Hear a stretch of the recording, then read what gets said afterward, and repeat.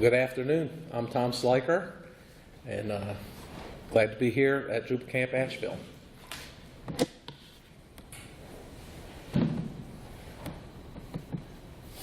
All right, so the internet continues to grow. Internet users in the last year grew by 10%. If you see it broken down, active social media users, 21% increase. So we're still growing at such a high rate. And the greatest growth, though, in the active mobile social users. So those are people that are active on their mobile devices and being social, and like probably most of us here, continues to grow at 30%. I want to say this too.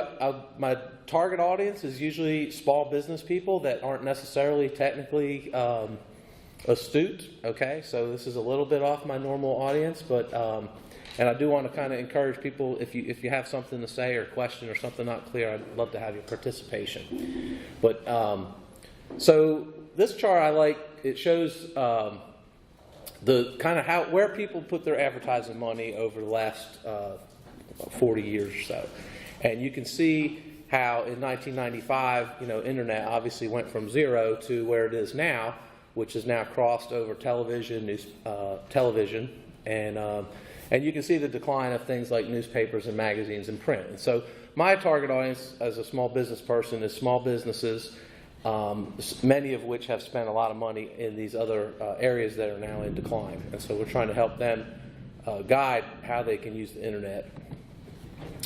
We talked to marketing, not we talked to, but a survey of marketing spending, and this was a year ago, but basically they asked people, are you going to increase or decrease in these different areas? And so what you can see is the increase in budget is going to things like email marketing, social media marketing, display ads, mobile, etc. And so, and you see this decline in things like print, trade shows, radio, and television. Those things are very expensive, and you can't get nearly as targeted to your audience. This is kind of an aside, but it's interesting story on how the internet works. So, how small is the internet? So this was actually my son was searching for how to cast a shrimp net, and what he was surprised to find was a video of his sister that had been taken like 7 years earlier and posted on YouTube, where a friend of ours is explaining to her how to cast a shrimp net, and he did a great job. He showed her how to do it, and then she did it, and it was like a 6-minute video, and but when he searched how to cast a shrimp net, surprised to see his sister on there as number 2 video, and then that had 116,000 views on YouTube, right? So sometimes things you don't know what's going to hit out there or to what degree it will. But the fact is that video was put up there, and people have been using it to learn how to cast a shrimp net. Did she turn on monetization for YouTube? Yeah, no, I don't believe she has. And so small businesses were asked, is your online presence serving you well? It was the question. And about half of businesses said, no, it's not. And so what we do, this whole thing I'm calling Web Success, and really it's just a program that we've been using for our clients over the last 10 years. We want people to understand how they can be number one on Google, how they can dominate their local markets, sell online. And so we're trying to help people stay connected to their customers and also reach their next generation of customers. I got one client that's a store that's 110 years old, and they have in a small town with one traffic light, and they have 13,000 followers on their Facebook page. And so when they want to sell clothing, they're the largest Carhartt clothing store in South Carolina in this one red light town. But so we're trying to help small businesses reach new customers and increase sales and improve the bottom lines. The Web Success, this was my first ebook. Isn't that lovely? I looked great back then. Just a little bit about myself. Okay, I grew up in New Jersey. As soon as I was old enough to go away, I went to South Carolina. I went south and I went to college at the University of South Carolina. I'm a Gamecock. Spent a lot of time in corporate IT, doing a lot of big projects, and Ag First Farm Credit Bank was my last job in IT. Meanwhile, I had started Broad Street as a kind of a part-time gig, just always kept my hands in web development, and got involved with Drupal back in 2007 or so, version 5, and been doing Drupal pretty much ever since, but that has grown more and more into trying to help people, use the internet, use the web to increase sales, reach new customers, etc. And so what we do, what a lot of agencies do, very similar, mobile-friendly web development, e-commerce, search engines, AdWords, etc., content management. We do social media marketing, email, and then this web success stuff. The top lady there is my daughter Marjorie. She works with me full-time. She's a Google certified AdWords consultant, and she is really mostly focused on SEO and pay-per-click. And then Angela, who manages our office. And then we have several developers that we use as needed. Really quick story, like why I called my company Broad Street. When I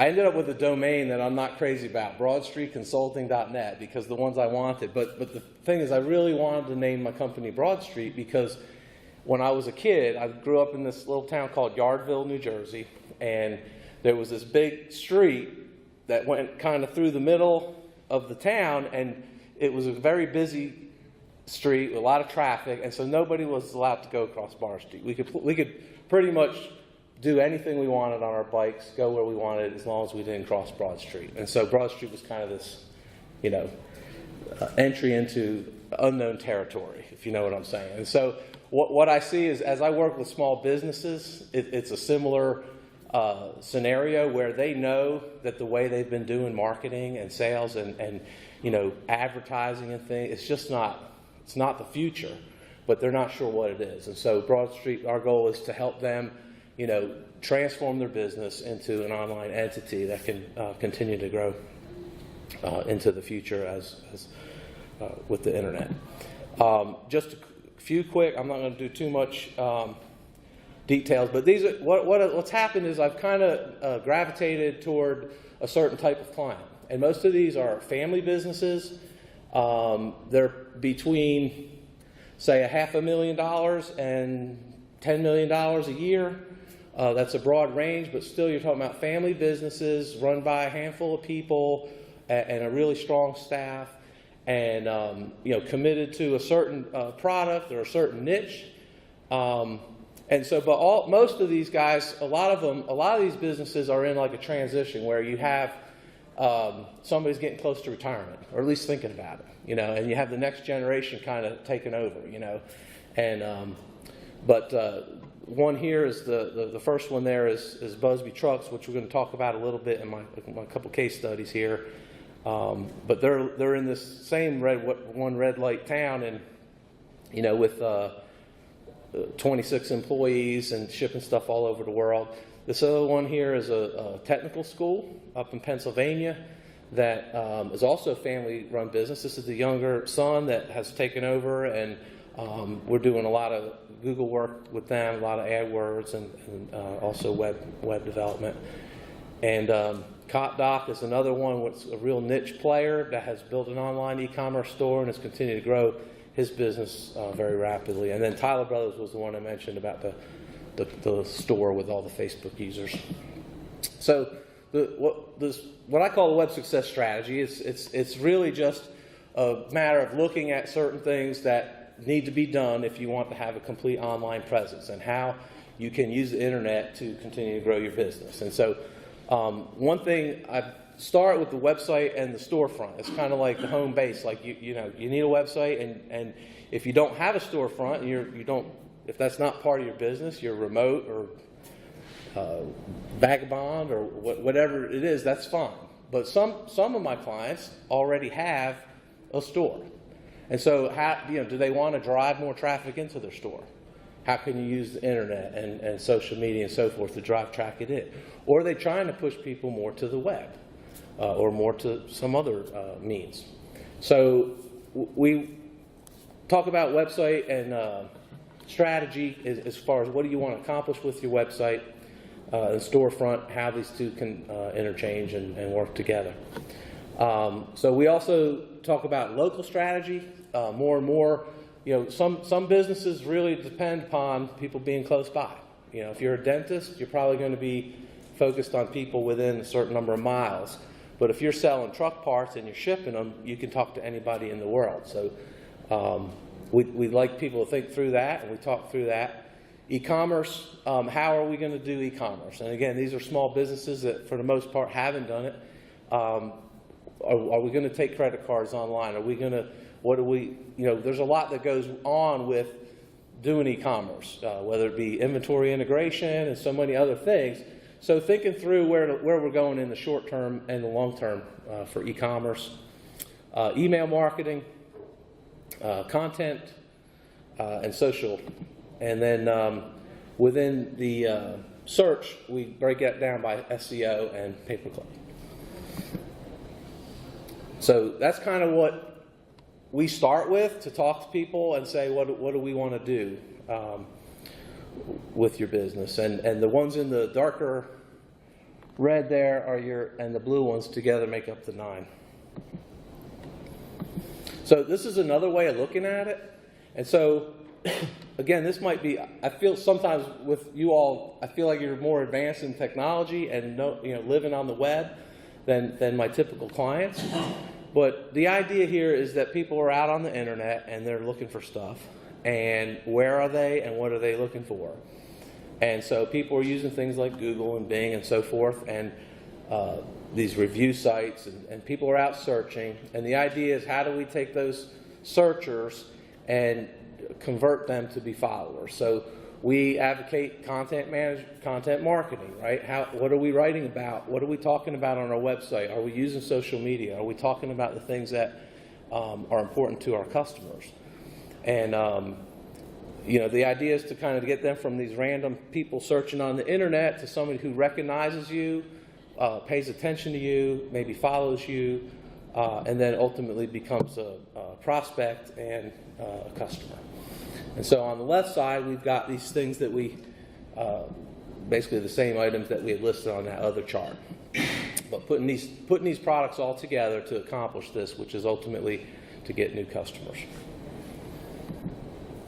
One of the things about the internet, as compared to more traditional marketing, is how targeted you can be. And I saw this chart, and I had a couple people tell me they thought it was really interesting. But it kind of shows the breakdown of ages on these different social media platforms. And so, for example, if you look at Snapchat, almost half of Snapchat is age 24 or below. And if you look at age, let's just say 71% or something like that is like age 34 and below. So that's where the young people are spending a lot of time. Versus, Facebook, you can see is kind of aging. Oops.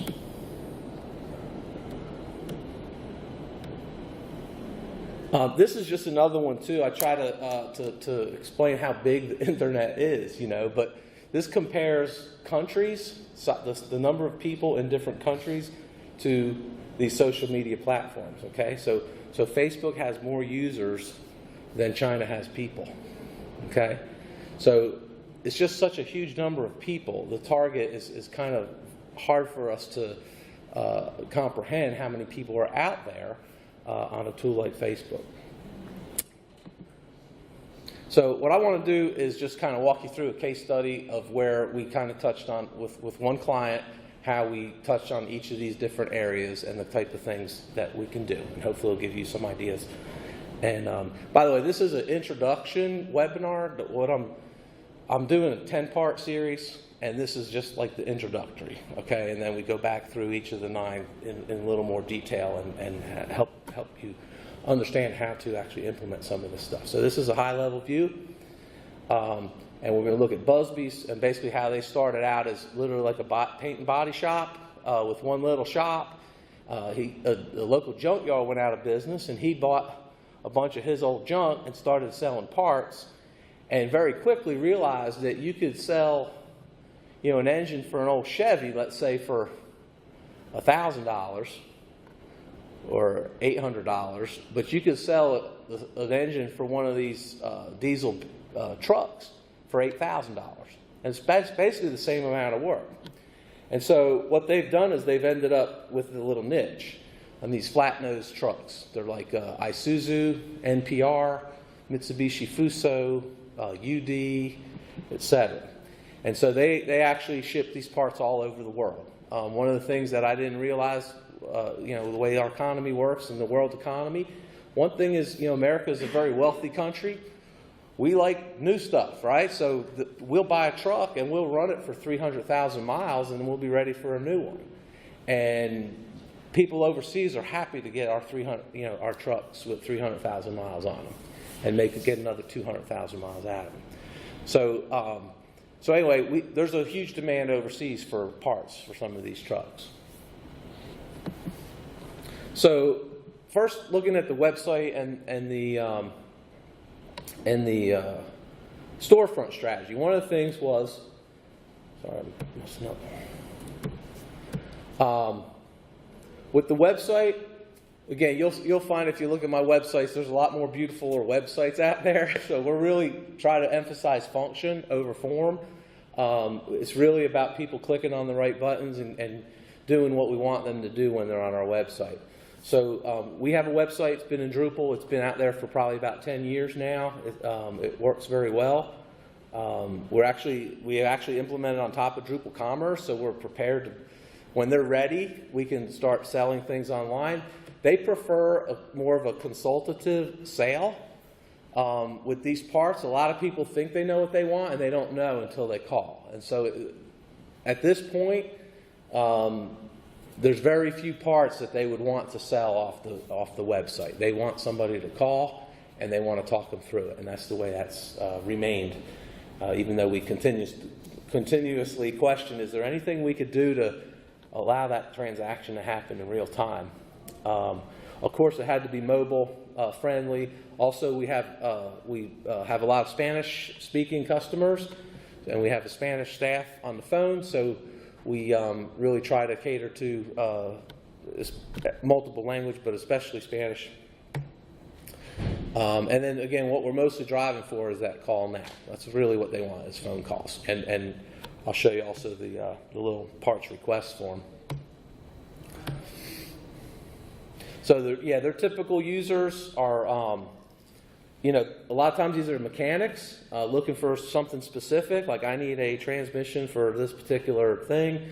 Some of them are, like fleet managers that are, managing dozens of trucks. So anyway, it's a huge database. I mean, strategically, what we wanted to do was just have a lot of words on there, a lot of pictures, a lot of things that show you all the trucks that we have, all the parts that we have. We wanted you to just go here, and at the very least, if you can't find it, you're pretty sure it's on there. But we organize by make and model, by the different parts, and of course we have a search as well that works very well. Literally like those parts by category, there's like 80 something categories, but we have them. We have something in every one of those categories. Also on the landing pages. So one of the things that we've done is continue to evaluate the landing pages and try to improve our conversion rate. Basically, how we measure conversions is clicks on the call now and filling out the form. And so that's what we mostly want, and that's what we're tracking. And one of the keys on landing pages is just to not give too many choices. Now, in this case, we still have a lot of options on that page, but what we're mostly trying to drive people toward is that form submission.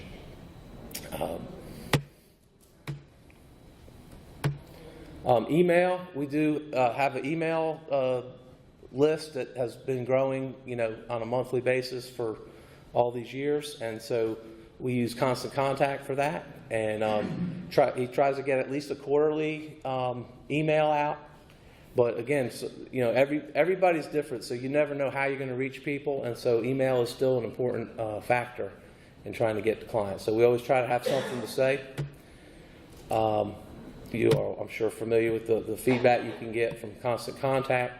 Also on the content, just having a presence on Google. A lot of small businesses don't realize that, what I call their free web page that Google gives you, your Google My Business page.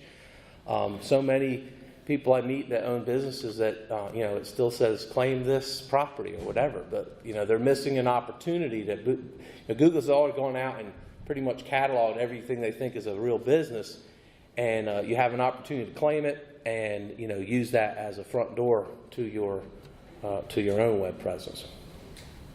And I don't know if you ever managed one of these, but you get really nice reports out of it that'll tell you how many people saw that ad, how many clicked on the Call Now button, how many asked for directions to your store. So there's a lot of good information there, and it's a missed opportunity for a lot of small businesses.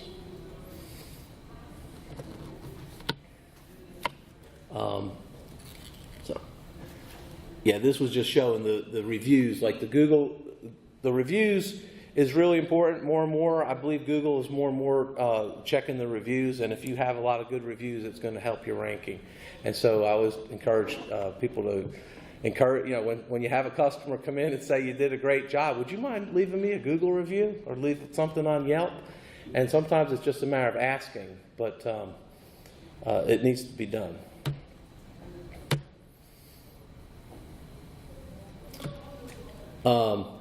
The other thing I wanted to talk about was the blog. So one of the things we started doing almost 10 years ago now was blogging. And at first you're kind of like, especially an owner, somebody who lives in the world of diesel truck parts, it's like, what the heck are we going to blog about, And so it took some time, but we just kind of insisted that we keep putting content on our site and talking about these parts and talking about what we do with the parts. And so what that evolved into was this blog that sometimes it's kind of just generic stuff about trucks and, things that we can link back to from our email. But a lot of times it's really important stuff that isn't anywhere else on the internet. This is just one blog post, the one about the transmission fluid on a 2000 late model UD truck or whatever. It's like just something about there's a certain kind of transmission fluid that people have problems with it, and before they do it, they Google and they find us. And so that's this is almost 30,000 people that came to our site just because they were looking for something and found that blog. And so we continue to try to produce content on a regular basis. And then the other thing is the YouTube. So it's the same idea on YouTube. We started making videos. There's certain things, like when you could be a great mechanic, but when you get one of these trucks, there's some really weird stuff. Like certain ones you can't find where you check the oil. It's like you have to, do a lot of steps to find it. It's just weird things like that. And so they'll make a video on how to do something or how to do some engine work on some of these. And, a lot of those, that's one's got 40,000, that one's got 110,000. So, we just continue to try to create content and publish content. And now what we're doing on YouTube is we've created a number of YouTube ads, basically. And pretty much just, if you're looking for stuff on Isuzu, these trucks, you'll probably, if you're watching a video about those, you'll probably see a Busby truck ad. Yeah? How long do you normally try to keep the videos to? How much? I think we're doing short, like 30 seconds. Maybe it might be a little bit longer than that, but we're trying to keep them short, really just to let people know who we are, and because they're already watching a video about this stuff, they're probably going to need some parts. So far we've only been doing short. We haven't done all that many, but mostly short.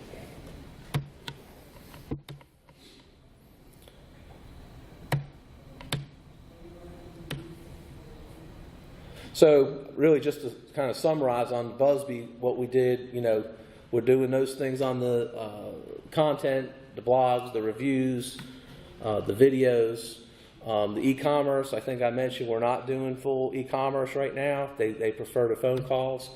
We've got the Constant Contact for email. Social, we do Twitter and Google Plus, a lot of people don't know this, but Google Plus really is a good thing to do if for no other reason than Google likes you to do it. And so Google often rewards you for doing things on Google Plus, posting information. It's more inclined to raise your rankings if you do stuff on Google Plus. So, and then we heavily, on the SEO, search engine stuff, and we do a lot of Google AdWords as well. This is just, I've got, with this program I've got these documents where it's like basically just a strategy document, just trying to look at those 9 areas and take a few minutes and think about what do you want it to be. I think a lot of this is new to a lot of small businesses, and so trying to get them to just think strategically about what they're trying to accomplish. And then the way I'm doing this right now is I'm doing, like I said, it's a 10-part series. It's we're about halfway through it and doing one a week every Tuesday for the next 5 weeks. So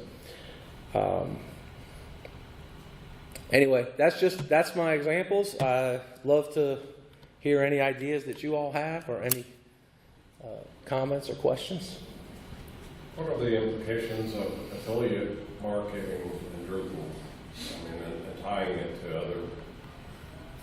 other businesses, so that, as an example with Busby, they get to the website or they watch a video and they realize they need transmission fluid and it's specialized. Is that?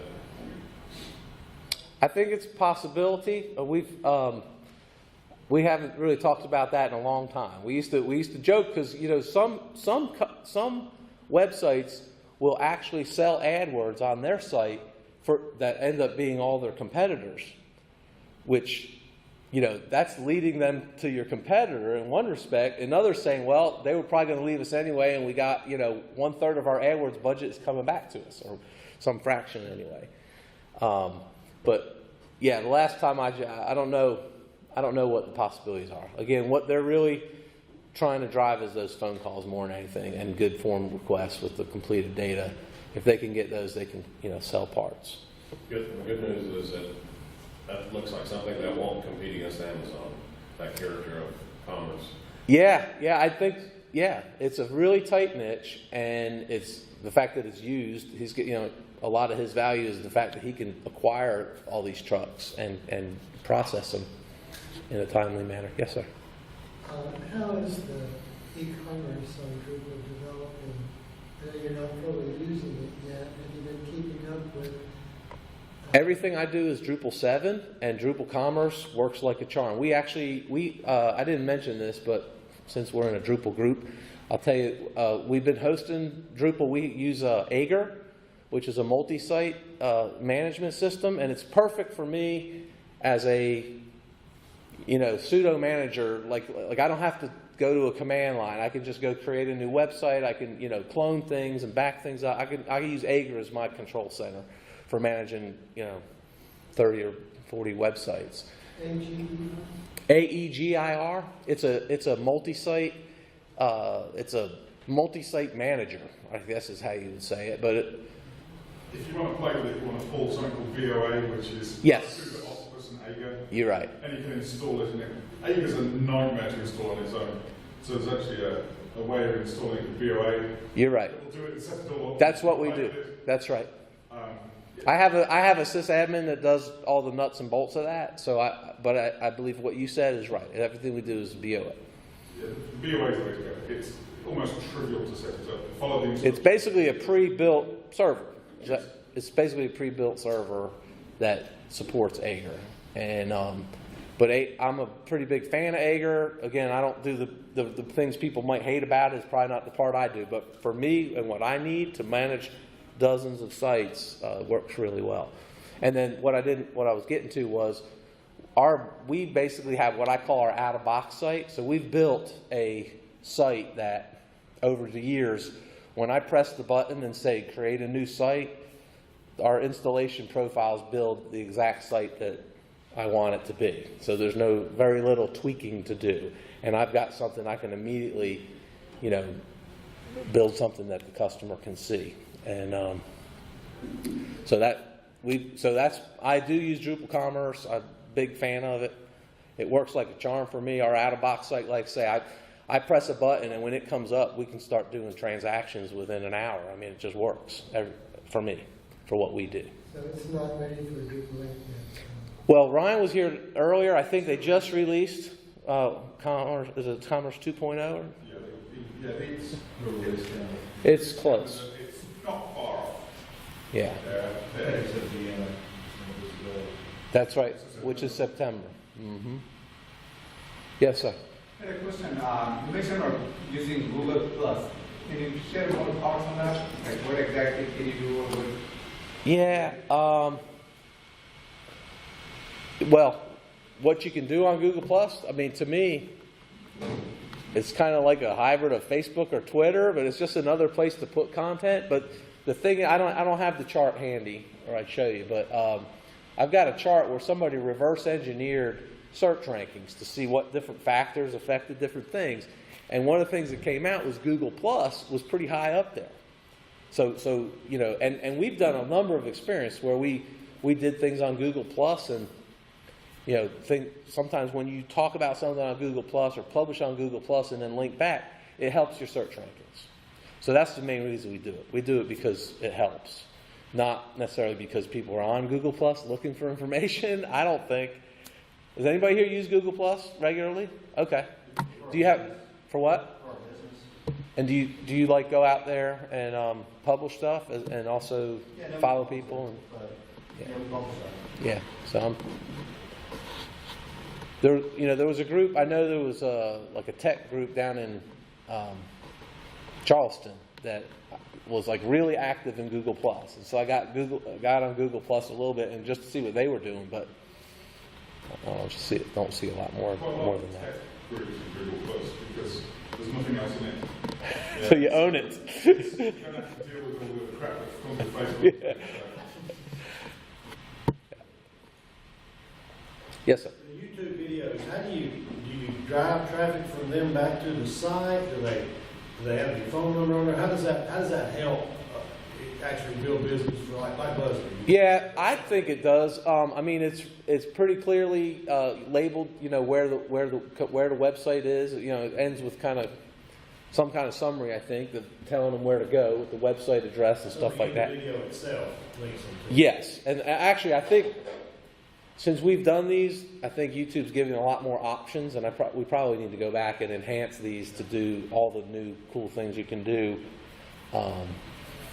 with YouTube. But yeah, I think it does. I can't tell you that I have proof that people are going from the video to the site, you know, but it definitely. We get a lot of people that call because they saw the video and they already know. The reason they started this was because people were always calling, you know, with these problems. And so now they can just say, go check our video, you know, because there's certain things that everybody has an issue with these trucks. So, yes, sir. What's that? You guys make Yeah, we do. We do. Premiere Pro or what? We use Premiere Pro. We're Adobe users. Using professional cameras or just? Pretty good cameras, HD quality cameras. Generally speaking, yeah, we usually have 2 of those for most of the stuff we do, and we've got, you know, we've built our capabilities a little bit. We have a good mic, which makes a big difference depending on where you are. So you have wireless mics and you have 2 cameras and you have lighting? We have a sound. I'm not the expert here, but it's like a sound recorder that plugs onto the camera, and a mic associated with that. So we're recording onto that. We can record the sound on a separate track with better quality than the cameras have, generally. Yes? For the email marketing solution, you gave an example. So what kind of analytics are available? Like, would it let us know how many emails were actually read, or how many people are clicking the links in the email? Yes, I kind of skipped over that, but yeah, Constant Contact and MailChimp are the 2 that we use the most. And yeah, they give you really good feedback on, you know, how many opened it, how many clicked on which link, you know, that kind of stuff. So you can see referral people kind do. of stuff in the Google Analytics data. Oh, in the Google? In the Google Analytics data, there is a referral, like from where the it comes, based on whether the, let's say, Yes, the it was source. available on YouTube versus in the email. Yes, you can do that. Do you have a list of the 9 items No, I don't have a list of the 9. I'm purposely like not being too clear about the 9, but because they're not. Let's see here.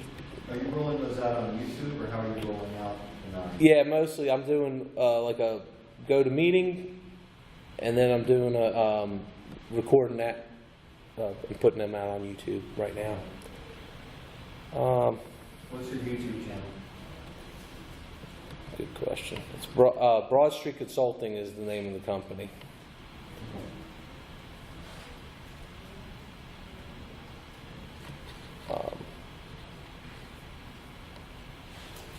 So for the Carhartt store, do they mainly go to market through Facebook ads, or how did you get as you said, a one-stop like town to be the largest retailer of Carhartt in South Carolina?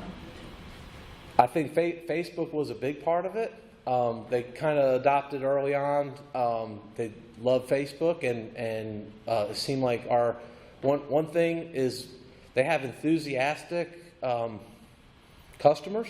People love coming to the store. I mean, it's like, people from the city, like an hour away, come out to the country for a day trip. In Christmas season, people will make a day trip and come out there and spend hours in there. And They already had some brand awareness, so I was marketing. yeah, one of the things they do that is a moneymaker, but also it helps get them out there is they sell work boots and shoes, and they've got a big trailer. You probably see these like with Red Wing boots or Georgia boots, and he goes out to one of the guys goes out probably 3 or 4 days a week. Actually, I have 2 trucks going pretty steady and going around to different factories and stuff like that where they sell safety shoes and that kind of thing. So they're doing safety shoes, but meanwhile what they do is they bring their Carhartt stuff out there, and people get to know them, and they're like, well, you're only an hour away, be sure to come for the big sale. And they follow us on Facebook and that kind of thing. And so that's kind of how we've built it. I try to remind him, keep adding, put out your list and get people to sign up for the email newsletter. So just keep on growing it. And so, yeah, they've got, I'm not sure how many they've got on their email. It's probably 5,000 or 6,000 on the email, and then Facebook's kind of where, but we do, and they don't, there's a lot of things that you can do that drives activity on Facebook, and you can do a lot for $50 on Facebook. It's just incredible what you can do. So they'll do that sometimes. We'll have something and we'll promote it and just blow it out on Facebook, and the phone will start ringing, and they'll start getting rid of all their excess jackets or whatever they're trying to sell. How do you guys, where's it go to market to capture more emails for most of your customers or clients? Where's the what? How do you go to market to capture more emails so you have a larger email strategy? I can rephrase that. Yeah, I'm trying to get the go-to-market part. So He's saying, where do you get the email addresses themselves? Where do you get your list? Yeah, like how do you Yeah. advise your clients, how do you to get more email addresses? So right now, as much as first of all, orders, right? So orders, contacts through the date, anything comes through the Drupal side, for sure, that's going to go in.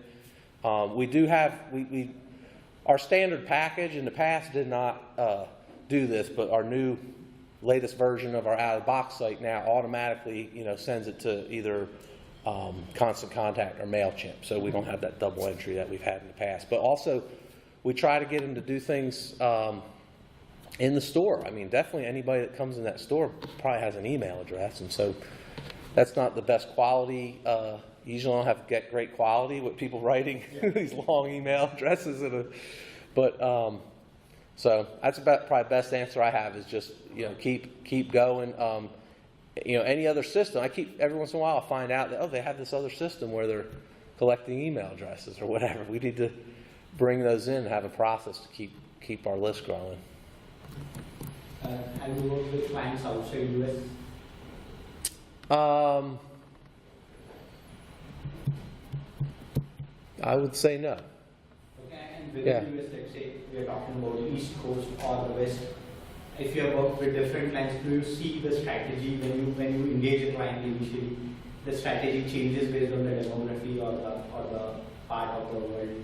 Not for me. It's more like, you know, that where I have at the top the website and the storefront and the local. It's kind of like, you know, that thing. Like, one of our clients is an attorney in Fresno, California, and they're like, if you ask people who's the best law firm in Fresno or whatever, you know, a lot of people are going to say them. But on Google, they're the Pitts, and you know who's number one? The guy that's yelling, "Call me now," you know, that guy is like number one on Google. I mean, he's got SEO, and he's, you know, so my point is, for them, they really are focused on the locality. I mean, they need to be number one in Fresno before they're going to be number one anywhere else.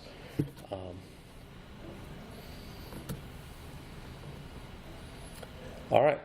Well, thank you all very much. Enjoyed it.